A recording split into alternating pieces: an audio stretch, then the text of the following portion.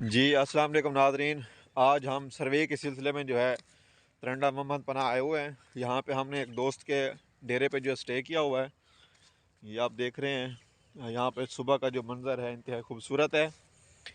ये महकमा शुमारियात की तरफ से जो है हमें एक सर्वे असाइन किया गया है। ये इसके सिलसिले में यहाँ पे हम जो है हाज़िर हुए हैं। यहाँ पे हमारी गाड़ियाँ ठहरी हुई हैं और ये यहाँ पे हमने जो है स्टे किया हुआ है। तरंडा मोहम्मद पनाह अपने दोस्त हादी बिलाल के पास जो है हमने यहाँ पे स्टे किया हुआ है।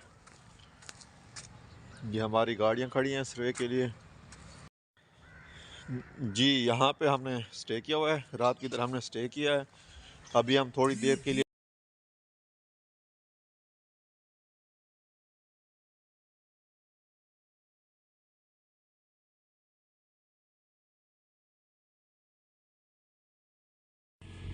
जी ये अभी हम जो है ना सर्वे के लिए रवाना हो रहे हैं। हादी भाई ने जो है ड्राइविंग संभाल ली है और साथ ही शायद भी बैठे हैं तो अभी हम जो है डेरा जत्ता जा रहे हैं।